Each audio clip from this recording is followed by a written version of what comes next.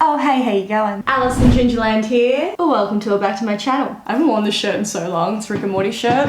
Show me what you got! I want to see what you got! Favorite episode for sure. I got this like 3 years ago, come to think of it. I was still in Sydney. So yeah, about 3 years old. There we go. Completely random and unnecessary information. Anyway, first of all, I just want to say thank you all so much for your support of my previous video, the World War I Oversimplified. I enjoyed it so much. I really love learning. I'm glad that you guys are liking it too and want to make it a series. So we're going to jump into World War II Oversimplified today. May as well just keep this consecutive. And I had a bunch of people saying that the death toll for World War I was laughable compared to World War II, so I know there was heaps, I've forgotten the number, but I mean, we'll find out. So before I jump into the video, I do just want to apologize. There was someone that mentioned in the comments on my previous video that they were a bit offended when I said the part where America was trying to keep the peace and not start a war, and I was like, oh, that's something new, like, no offense. It just came out, like, I thought it was just a bit funny, but I mean, if someone's offended, then it's not funny. And they had a really good point that in this case, they helped save the frickin' war. Like, we owe a massive gratitude to America, otherwise we'd all be speaking German right now. So I was just gonna apologize to them personally in the comment, but I was like, no, like, just because only one person said something doesn't mean more people weren't offended. So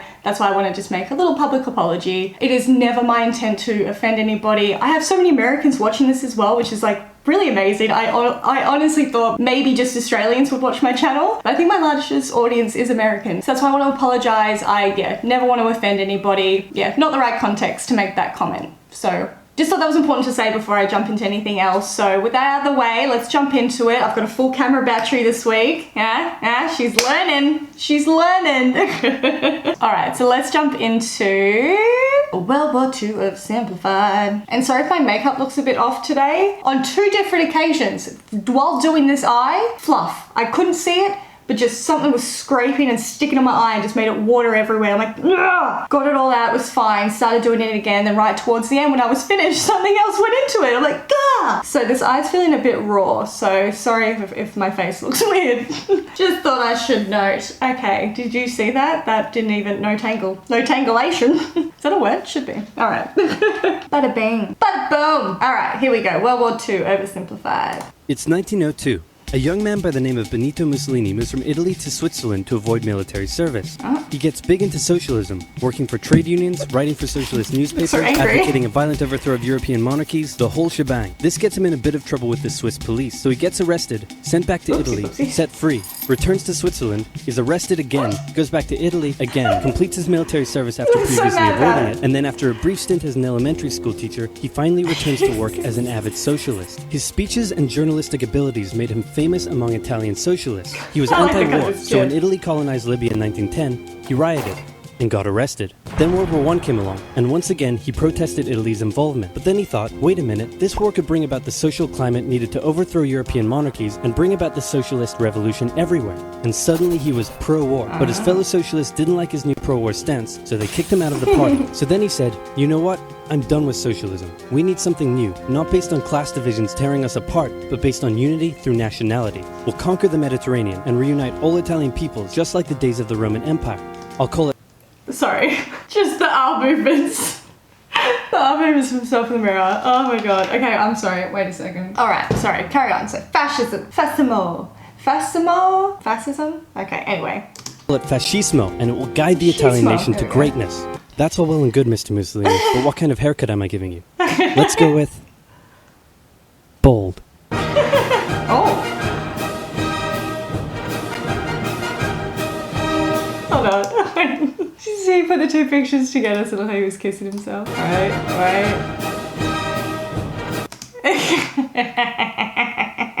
Good one. Okay.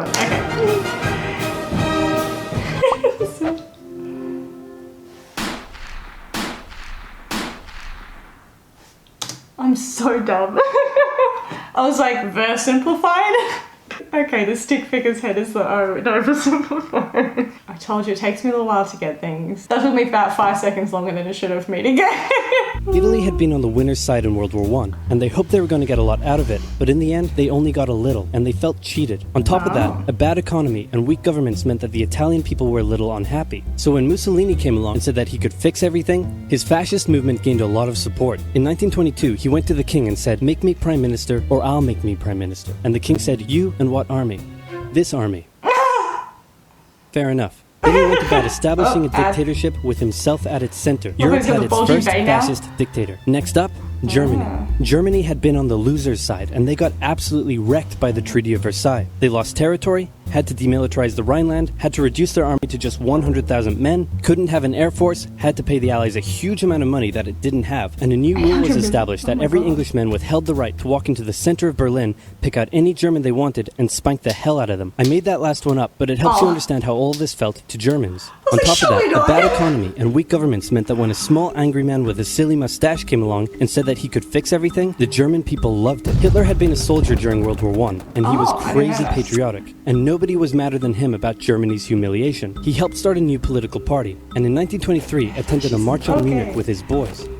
And then he got arrested. But his popularity grew, and in 1933, the president made him chancellor. He believed he was Germany's great destined savior, and he went full megalomaniac, establishing a dictatorship with himself at its center. Europe had fascist dictator number 2. Hitler and Mussolini had a lot of the same ideas, but more importantly, they had the same enemies, and they started to get along. Anyone else want to be friends? Franco? No? You good? I do. Who's that? It's Japan, and they've taken over northern China. Let's rewind a bit. Japan had isolated itself from the rest of the world for over 200 years until the Americans showed up and said, you're going to trade with us and you're going to like it. Then the Western powers imposed a bunch of unequal treaties, meaning Japan's economy was bust. They also had no natural resources, so they decided to go get some. They went to war with China to gain a sphere of influence over Korea, and they took a bunch of China's stuff. But then the West said, hey, cut that out. And since Japan couldn't take on the West, they said, okay, I guess we'll just go home. Wait a minute, what are you doing? Taking advantage of a weakened China and setting up spheres of influence. But I was the one who weakened them. We know. And you guys didn't let me have anything. We know. That seems unfair. We don't think so. Okay, see ya. So Japan thought, screw this, and went to war with Russia, and stunned everyone by actually winning. Then they fully annexed Korea, but they didn't stop there. In World War I, they took Germany's colonies and islands in Asia, and then in an incident that was maybe staged by the Japanese army, a bomb blew up a Japanese train in Manchuria, giving them an excuse to launch an invasion and take over. So here's the situation. Nazi Germany, Fascist Italy, and Japan all believe the racial... Sorry, the picture of Mike, the situation, just distracted me. So here's the situation. The situation. It's Mike's situation. That's funny. It went so quick. I was like, what's his name again? Mike, the situation. Funny. Jersey Shore joke. Anyway. Nazi Germany, Fascist Italy, and Japan all believe they're racially superior, all feel hostility towards the Allies, and all want to militarize and take over more stuff. And so they did. Let's start with Germany. Hitler hated the Treaty of Versailles, and now he was ready to begin undoing it. In complete violation of the treaty, the first Luftwaffe squadrons were set up, conscription was introduced, and he pimped up his army. The Allies did nothing. Then Hitler sent his army back into the demilitarized Rhineland, giving orders to immediately retreat if the Allies showed up. The Allies did nothing. With his military re-strengthened, he could now move on to step 2. He wanted to rapidly increase the Aryan population, and to do so, he needed Lebensraum, or in other words, he would have to take over the world. But for now, a good portion of Europe would do, and he began eyeing up his neighbors. The Allies finally started to get worried, so they implemented a fairly useless diplomatic strategy called appeasement, and it went a little something like this. Hitler would say, I want that thing, and the Allies would say, you can't have that thing. Okay, you can have that thing, but no more. I want that thing. And repeat. We're gonna add. Hold up. 3, 2... In 1938, Hitler's army marched into Austria and just took it, with no resistance. Boom, this is Germany now. Next, he demanded to be given the Sudetenland, an area of Czechoslovakia with many ethnic Germans. The Allies held a meeting with Hitler in Munich and said, look, we're going to give you what... Hang on, this meeting is about my territory. Shouldn't I come to the meeting too? Anyway, we're going to give you what you want. Really? Yeah. Just like that? Yep. What's the catch? Just sign this piece of paper promising you won't invade the rest of Czechoslovakia. I will be chill. Okay. Then Chamberlain returned home victorious, waving his signed piece of paper in the air, declaring crisis to be averted and the continuation of world peace. And we built a statue of Chamberlain in his honor, and every day on the 30th of September we celebrate Chamberlain Day. Hitler's invading the rest of Czechoslovakia. What? He's invading the rest of Czechoslovakia. Oh. You lied to me. What do you expect? I'm Hitler. Not to be outdone, Mussolini also wanted to get in on the action. He thought to himself, isn't there a not yet colonized nation somewhere which is so underdeveloped that the people would be defending themselves against our tanks with literal bows and arrows and wooden spears? Oh, there is? Fantastic.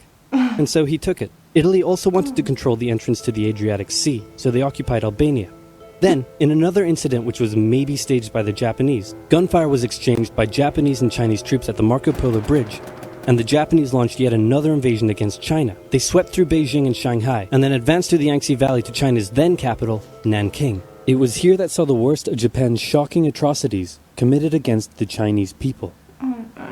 Back in Europe, Germany and Italy made their relationship status official by signing the Pact of Steel. Then, Hitler turned his eyes towards Poland and the hated Polish corridor, splitting Germany in two. At this point, the Allies really had to put their foot down, and they warned him that an invasion of Poland would mean war. Hitler had planned to continue his advance eastward, but he didn't want to end up fighting a war on two fronts. So for now, he made an alliance with Stalin, saying, "How about we both invade Poland and split it between the two of us, and I definitely won't not refrain from not betraying you sometime in the future." Sounds good. This new alliance stunned the West. Sorry, Papa. On the 1st of September... Oh no, I clicked into it. 1939. Oh, sorry. Okay, gonna rewind a little bit with my little pop-up ad freak out. This new alliance stunned the West. On the 1st of September 1939, German troops entered Poland, and Britain and France declared war on Germany. Wouldn't you be like, damn, not another world? The Poles fought hard, but they were no match for the two giants crashing down on them from either side. Then came a period known as the Phony War, where everyone just sort of sat around not doing much. The French had launched a small invasion into the Saarland, but they maintained mostly defensive positions, and after a while decided to just turn around and call it a day. Speaking of France, the French were still super proud of their victory in World War I, and they hadn't really moved on from it. They still used horses, they dispatched messages by motorbike instead of using radio, orders from the commander-in-chief were usually pretty vague, and the troops were rarely inspected. They built a line of defense... Wait, what did he say? What did he say? I literally can't even see right now. Getting a bit too relaxed, eh? They built a line of defenses along their German border, but didn't bother extending it all the way to the Channel, and they wouldn't launch artillery strikes against Germany out of fear of being retaliated against. In a war, they didn't want to attack the enemy. And at first the UK wasn't much better. Chamberlain still naively hoped that the war could be ended diplomatically. Instead of bombing raids, the RAF dropped propaganda leaflets over German cities, which one air marshal said likely did nothing but provide the continent with toilet paper for the duration of the war. They also only sent 200,000 men to France, while the French had mobilized millions. Both Britain and France wanted to avoid a repeat of the First World War, and so they wanted to keep the war as far from home as possible. So they turned their eyes north, towards Norway. Neutral Sweden was exporting iron ore to Germany through neutral Norway, so the Allies asked them if they could please stop exporting iron ore to Germany, but this request was refused. Then the Soviet Union attacked Finland, so the Allies said, "How about we land troops in Norway and move them across Sweden to go help out your good pal Finland, and along the way maybe take control of all your airfields." But Norway and Sweden still said no. So the UK mined the waters around Norway to force any transport ships into international waters, and they also attacked a German tanker they found in the area. Hitler realized what the Allies were up to, and he quickly moved to secure his supply of iron ore. He launched an invasion through Denmark into Norway. The Allies rushed to land troops at key ports along the coast, but Germany had taken control of Norway's airfield, and their air superiority decided the fight. The Allies had to retreat. After this slightly embarrassing failure, Chamberlain resigned and was replaced with Winston Churchill, who had a slightly different approach to dealing with the Germans. Hitler's overall strategy was similar to Germany's First World War strategy. Attack France, defeat France, knocking out the UK in the process, then turn on the Soviet Union and win the war. During the Phony War, the Allies had given Hitler time to prepare his forces. Now, he was ready to attack. The Allies had wanted to place troops in Belgium, but Belgium had refused, and in a move that surprised pretty much no one, Hitler launched an invasion to get around France's defenses. The Allies charged into Belgium at full speed to meet the German invasion head-on, and it looked like a repeat of the First World War was coming. But this time, Hitler had a trick up his sleeve. Blitzkrieg. As the Germans advanced, they sent thousands of refugees westward, slowing down the Allies. Then, to the south, the French had left the Ardennes, an area full of hills and forests, pretty underdefended because they thought it was naturally impenetrable. Well, the Germans were about to penetrate it with everything they had. They smashed 50 Wehrmacht divisions through and encircled the Allied armies at lightning speed. The best of the Allied forces were now trapped. The Germans squeezed in from all sides, taking out France's best armies and nearly wiping out the British too. But they managed to make a desperate last-minute escape at Dunkirk, with British civilian ships even making the perilous journey to bring their young men home. With most of the French forces depleted, the Germans breezed through, taking Paris, and France fell. What the Germans couldn't do in World War I, Hitler had done just like that.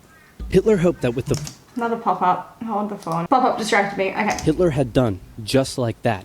Hitler hoped that with the fall of France, the UK would also lose hope and sue for peace. But quite annoyingly, it didn't, and he needed to secure the Western Front, so he tried to force them into submission with mind games. The UK were now all alone, and Hitler wanted to emphasize that. First of all, just before France fell, Italy finally declared war on the Allies, making the UK's situation even worse. Next, instead of just occupying all of France, Hitler occupied the coastal areas for defense, but allowed France to continue its existence as a German puppet state. This way, it looked like the UK's old ally had decided to switch sides. Hitler also hoped that the UK wouldn't attack any of her old allies' navy bases or colonies in Africa, giving Hitler an extra line of defense to the south. But the UK made sure to respond to this by sailing down to France's navy base in Algeria and wrecking a bunch of ships. So have at it.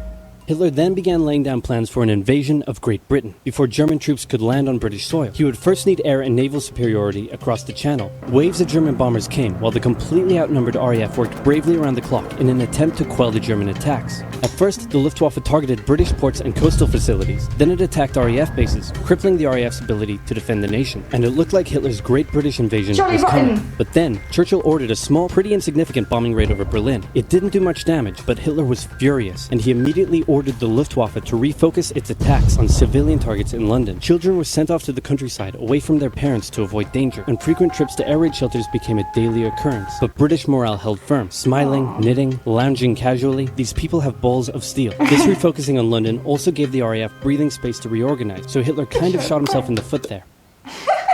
Just the foot for now. Finally, the Luftwaffe sent one massive all-out attack on London, and the RAF successfully repelled it, destroying many of the German aircraft and placing air superiority firmly in British hands. Hitler's invasion had to be postponed, but the bombing of British cities continued for some time.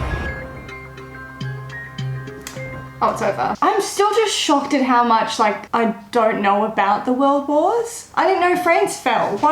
I feel like at school, I don't know, I feel like we learnt, unless it's just the only things that I remember, but I feel like we only learnt about the horrible things that happened during war, not the things that led up to the war. And I didn't know every single side of the Allies and everything, and I feel like part 2 is going to be more intense with the horrific things that happened during the war.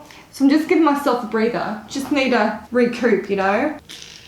So how's your day going? This day doesn't know what it wants to do. Woke up, beautiful sunshine, put the washing on, hung it up. An hour later, starts sprinkling. I'm like, God damn, it'll be fine. There's some blue period out, it might come back out. The sun came back out for hours, then it went away again and started raining. I'm like, well that's it, I'm getting my clothes off the washing line, got them all off, put them in the dryer. Sunshine! Can't win today. Alright, okay, that's enough of a break.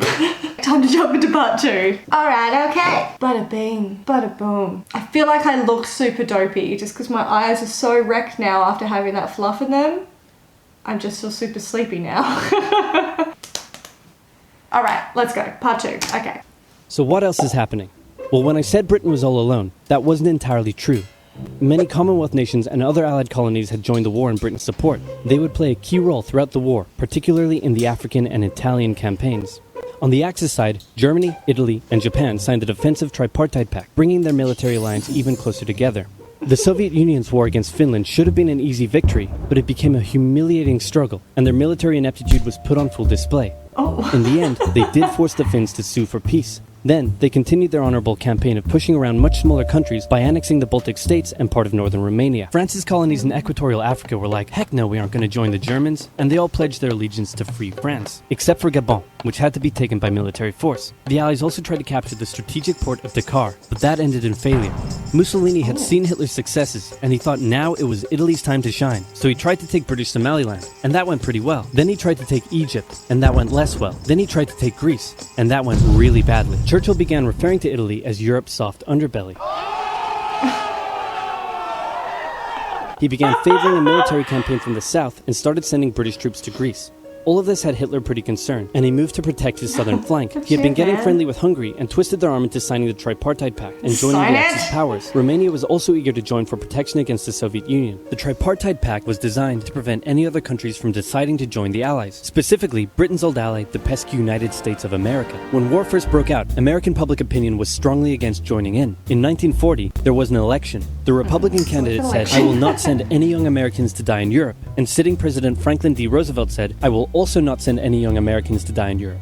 Unless I have to, then I might. And Roosevelt won. Churchill asked him to join the war, but Roosevelt said, no can do, Winston, but you know what? Here, have some weapons. America began supplying the Allies with food and munitions, but there was one problem. German U-boats were sinking thousands of Allied supply ships in the Atlantic. including American ones. If the Germans could sever Britain's supply line, the UK would starve. Throughout the war, the Allies had to come up with better technology to fight the U-boats. Improved radar, aircraft with longer range, better weaponry and convoy tactics. At one point, a man even called a meeting and said, "Pykrete, you take some wood, you take some ice, you put them together, you get pykrete." And then he pulled out a gun and shot some wood and it shattered. And then he shot some pykrete and the bullet ricocheted off it and hit someone else in the conference room.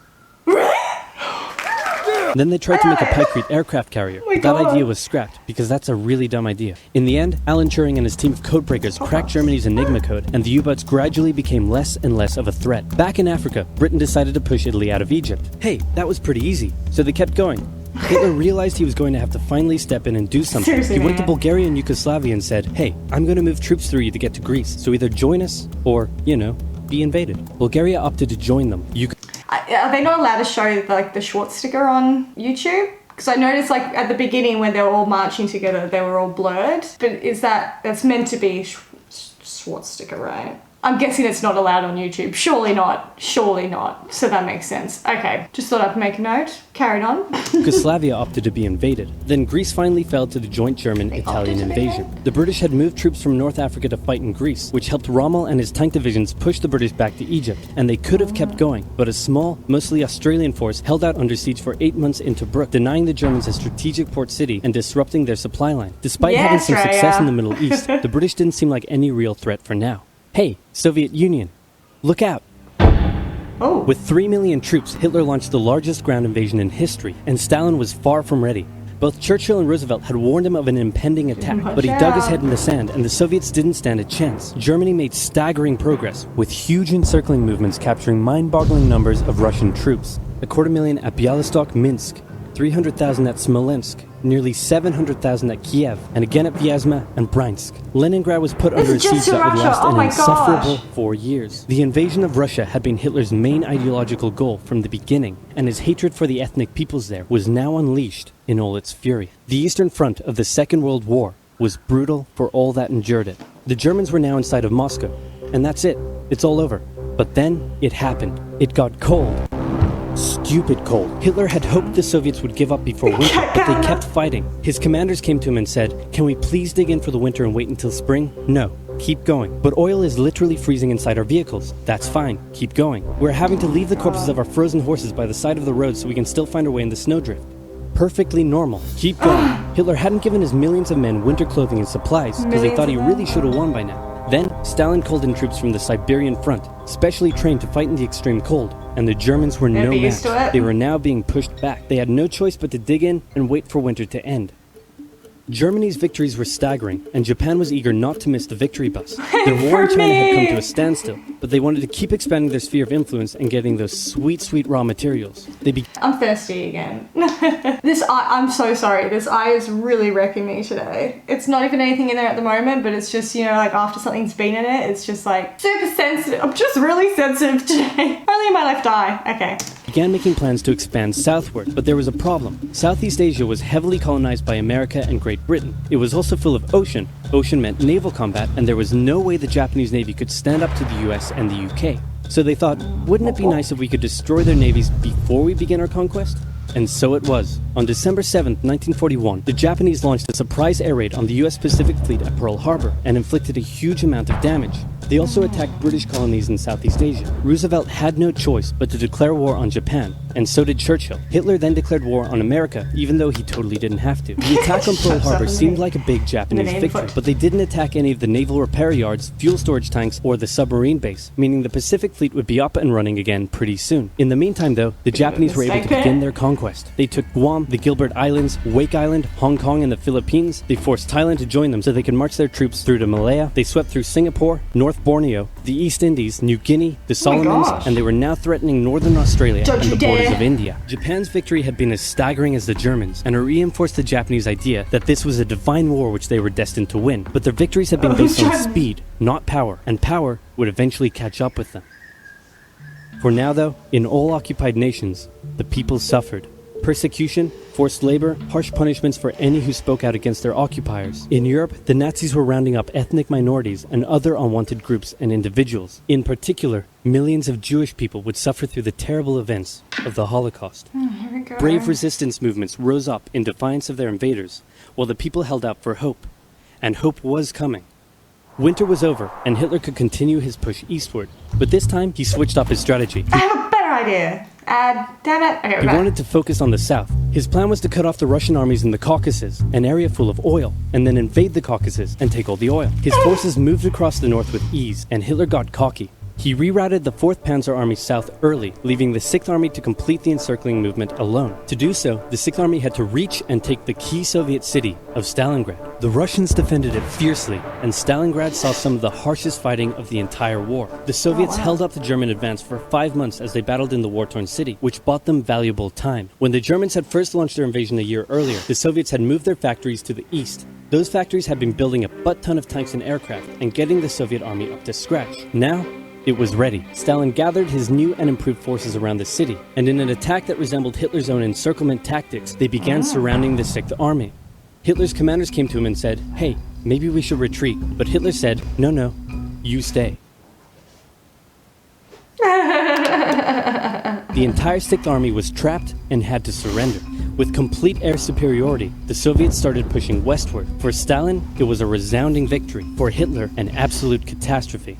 Things also weren't looking too good for Hitler elsewhere. With America now in the war, Allied bombing over German cities reached devastating levels. In Africa, the British had pushed Rommel back again. Then they were pushed back again, and finally, after a decisive battle at El Alamein, and with American and British troops arriving in the west, the Germans and Italians were squeezed out of Africa. Japan was also already seeing its rapid success being turned around. They attempted to take the island of Midway, but the US Navy was ready for the attack, and they sank Japan's carrier. Actually, they sank a lot of them. It was a battle from which the Japanese Navy would never recover. British, Indian, and Chinese troops held the line in the harsh jungle terrain of Burma, and the Japanese suffered losses in the Solomon Islands and New Guinea. They began to realize they were not invincible. With the Axis out of Africa, the Allies had to decide their next move. Churchill still wanted to attack from the south, while the Americans preferred a full sea invasion in northern France. "All right," said the Americans, "we'll do it your way." Allied forces successfully landed in Sicily and began moving north. They also carried out bombing raids over Rome. The thing was, many of the people in Sicily had relatives living in America, and they greeted the American troops quite warmly. With the war reaching home territory, most Italians just weren't that into it, and Mussolini was suddenly very unpopular. He was voted out by his own fascist Grand Council and was toppled from power.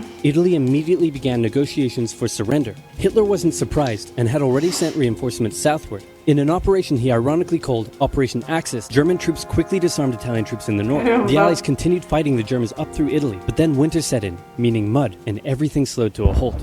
"All right," said the Americans, "let's do it our way as well."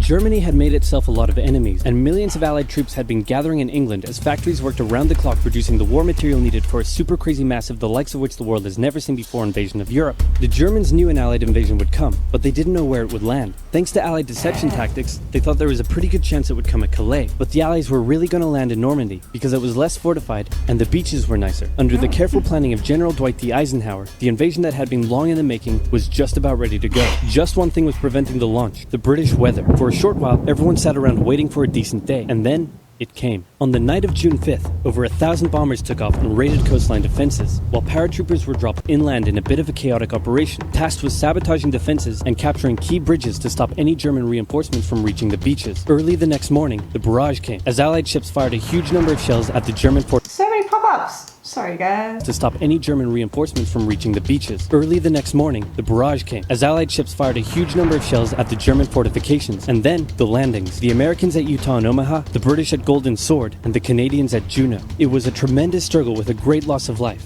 particularly at Omaha, but the Allied troops captured the beaches and the landings were a success. Then they began their movements inland. They took the port of Cherbourg and the city of Caen. The Americans moved south to capture Brittany. Then, in a massive disaster for the Germans, British and Canadian troops from the north and Americans from the south trapped the German 7th Army in a near wipeout encircling movement. In August, Allied troops landed in the south of France to little resistance. On one beach, all they found was a Frenchman handing out champagne. Paris was liberated, and the Germans were pushed out of France as the Allies entered Belgium.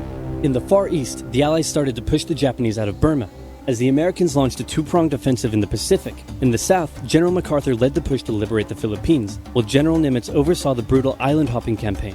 American forces had to make hard-fought landing after hard-fought landing on fiercely defended small islands as they moved steadily towards the Japanese mainland. The Japanese believed that the greatest thing a person could do was to die in battle, and the most dishonorable act was to surrender. As a result, they fought ferociously to the very end, and the closer the Americans got to the mainland, the more ferocious the resistance became. In February 1945, the Americans captured the island of Iwo Jima, and an intense firebombing campaign of Japan's wooden cities began.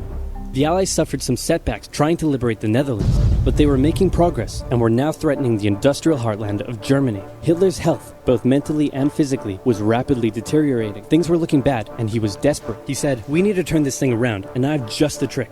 Remember a few years back when we blitzkrieg through the Ardennes and trapped the Allied forces in Belgium? Well, I'm going to do the exact same thing. Again." He gathered his forces and tried to pound them through the Ardennes. He used up the remainder of Germany's strength and resources, and he managed to create quite a nice bulge. He also trapped some American forces in the Belgian town of Bastogne. The Germans sent the trapped Americans a message saying surrender or be annihilated. When it was read out to the commanding officer, he said, "They want to surrender? No, sir, they want us to surrender."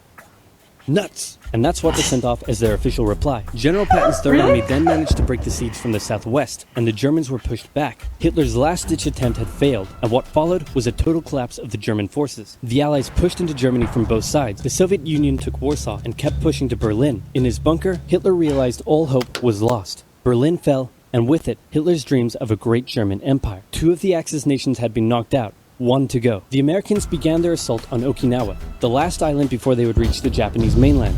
The desperate Japanese fought hard, launching kamikaze attacks on the US ships. The citizens of Okinawa suffered through the terrible fighting, but in 2 months, the island was captured. The Allies now had to make a choice. Either continue the devastating struggle up the Japanese mainland, or they could try to coerce the Japanese into surrendering now. In July, the first successful atomic bomb test took place in New Mexico, and the destructive weapon was ready for use. America and the UK were also seeing the Soviet Union not so much liberating as occupying its captured territories, and so they wanted to put on a show of force. On August 6th, the A-bomb fell on Hiroshima.